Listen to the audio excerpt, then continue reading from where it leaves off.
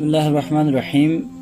ہم ایک اہم سوال کے بارے میں قاری احسان سے گفتگو کریں گے.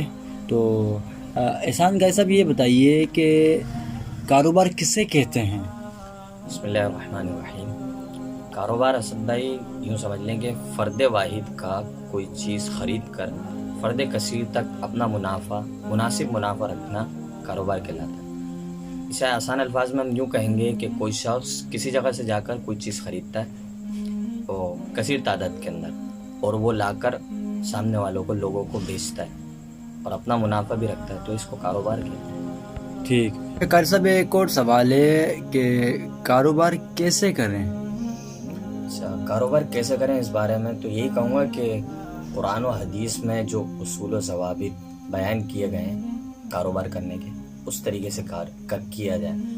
یہاں پہ یہ کہنا چاہوں گا کہ کاروبار ایک فن ہے اور آپ کو معلوم ہی ہوگا کہ کوئی بھی فن ہو وہ جب تک آپ سیکھیں گے نہیں وہ آپ کو آئے گا نہیں. ٹھیک. تو کاروبار کو بھی سیکھا کریں، کیونکہ فاروق اعظم رضی اللہ تعالیٰ عنہ کے دور خلافت میں فاروق اعظم رضی اللہ عنہ بازاروں کا دورہ فرمایا کرتے اور لوگوں سے پوچھتے کہ آپ نے کاروبار کے بارے میں معلومات حاصل کی. اگر وہ منع کرتے تو ان کو درے لگواتے یعنی کہ کوڑے، اور اس کے بعد انہیں کہتے کہ جاؤ پہلے کاروبار کے بارے میں سیکھو، کیا حلال ہے کیا حرام ہے، کیا چیز بیچنا ہے کیسے بیچنا ہے، یہ جا کے سیکھو، اس کے بعد بازار میں آنا. ہمیں بھی چاہیے کہ ہم جب کوئی بھی کام کرنا شروع کریں تو اس کے بارے میں جان لیں کہ اس کا طریقہ کار کیا ہے.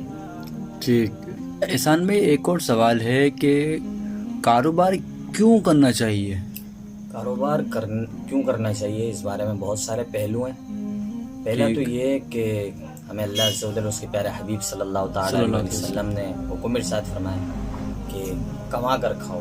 تو کاروبار میں بھی کما کر ہی کھایا جاتا ہے. اور دوسری صورت اگر ہم کوئی کام نہیں کریں گے تو ہمیں آئے دن کبھی اس سے مانگا کبھی اس سے مانگا، تو یہ چیز مناسب نہیں ہے اور اچھی بھی نہیں ہے. کیونکہ حدیث پاک میں ہے کہ لوگوں سے سوال کرنے والا قیامت کے دن اس حال میں آئے گا کہ اس کے ایک دھڑ کا یعنی کہ ایک طرف کا گوشت نہیں ہوگا. تو ہمیں چاہیے کہ کاروبار کریں. احسان بھائی یہ کہ جو بندے جاب کر رہے ہیں تو اس کے حوالے میں بھی بتائیں. تو آپ نے تو کاروبار کے حوالے میں بتا دیا کہ اب ہر بندہ تو کاروبار نہیں کر سکتا، تو جابس وغیرہ بھی تو لوگ کرتے ہیں، تو وہ کیا منع ہے کیا؟ نہیں، جابس کرنا منع نہیں ہے، لیکن حضور علیہ الصلوۃ والسلام نے ارشاد فرمایا کہ تجارت میں یعنی کہ کاروبار میں برکت ہے، بشرط یہ کہ تاجر جو تجارت کر رہا ہے، جو بروکر ہے، وہ ایماندار ہو. ٹھیک. تو منع نہیں ہے کہ جاب کریں کاروبار کریں، ایک ہی چیز ہے. لیکن کاروبار میں یہ ہوتا ہے کہ انسان خود مختار ہو جاتا ہے، جبکہ جاب کے اندر کیا ہوتا ہے کہ ساری زندگی وہ بس کسی کے ماتحت رہتا ہے. ٹھیک ہے. تو ہمیں چاہیے کاروبار کریں اگر موقع مل جائے تو. اچھا تو یہ جاب کے بارے میں کچھ بتایا اتھینٹک، کچھ ایسے کوئی حوالہ؟ حضرت علی رضی اللہ تعالیٰ عنہ مزدوری کیا کرتے تھے. مزدوری بھی ایک طریقے سے جاب ہے، یہ کوئی گھٹیا کام نہیں ہے. مزدوری کرنا اور موچی کا کام کرنا یہ گھٹیا کام نہیں ہے. اچھا ٹھیک. احسان بھائی صاحب یہ بتائیے کہ قرآن و حدیث جو ہے وہ کاروبار کے حوالے سے ہماری کیا رہنمائی کرتا ہے؟ کاروبار کے بارے میں قرآن و حدیث میں بے شمار باتیں ہیں. پارہ 30 میں اللہ کریم ارشاد فرماتا ہے وَجَعَلْنَا النَّهَارَ مَعَاشًا، یعنی کہ ہم نے دن کو کاروبار کے لیے بنایا. اس آیت کے اندر اللہ عز و جل نے صاف اعلان فرما دیا کہ دن کے اندر انسان کام کرے.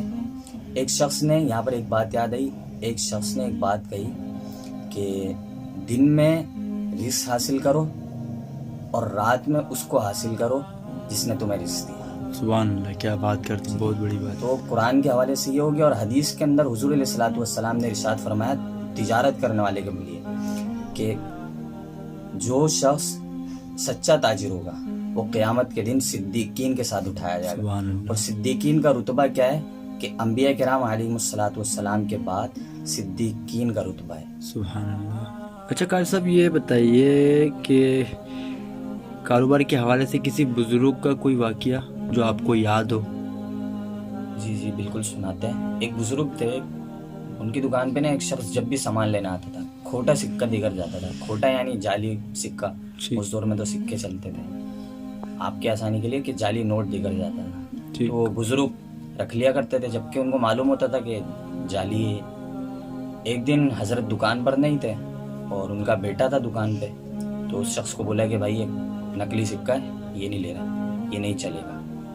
تو جب بزرگ آئے دکان پہ، ان کو پتہ لگا کہ وہ کھوٹا سکہ دینے والا آیا تھا، لیکن میرے بیٹے نے ایسا ایسا بول کے اس کو اصلی نوٹ لے لیا اس سے.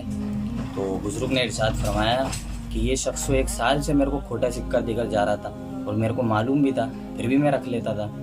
تو اپنے بیٹے کو کہا کہ یہ رقم لو اور اللہ کی راہ میں صدقہ کر دو. تو ہمیں بھی چاہیے کہ اگر ہمارے پاس بھی اس طریقے کا کوئی فرد آئے تو اس کی مدد کرنی چاہیے، نہ کہ اس کی سب کے سامنے انسلٹ کر دیں یا پھر XYZ کچھ اور کر دیں. یعنی کہ آپ سمجھا بھی سکتے ہیں کہ بھائی آپ جو ہے آج کے دیکھیے گا قاری صاحب، آج کے دور کے اندر تو ایسا ہے نا کہ دیکھیں کہ فراڈ زیادہ ہے. ہے. صحیح. اب پتہ نہیں چلتا کہ کس کی مدد بندہ کرے اور کس کی نہ کریں. صحیح. یہ بھی معاملات ہیں نا. تو پہلے کے معاملات تو میرے خیال میں تو کچھ اور ہوتے تھے، اور آج کے دور کے تو معاملات تو بہت الگ ہیں. لیکن آج کل جو مستحق ہوتا ہے نا، وہ شکل سے ہی پتہ لگ جاتا ہے، اس کے بولنے کے انداز سے پتہ لگ جاتا ہے. ٹھیک. اور جو کاروبار کرنے والا ہوتا ہے نا، اس کو تو خاص طور پہ پتہ لگ جاتا ہے، کیونکہ وہ کبھی یہاں کا سفر کرتا ہے، کبھی وہاں کا سفر کرتا ہے. ٹھیک ٹھیک تو سفر کے دوران تجربات بڑھ جاتے ہیں انسان. ٹھیک. تو پہچاننا آسان ہے. بہت بہت شکریہ احسان صاحب، آپ کا بہت بہت شکریہ کہ آپ نے اہم سوالات کے دینا مجھ کو جوابات دیے. اللہ آپ کو خوش رکھے. السلام علیکم ورحمۃ اللہ وبرکاتہ. وعلیکم السلام ورحمۃ اللہ وبرکاتہ.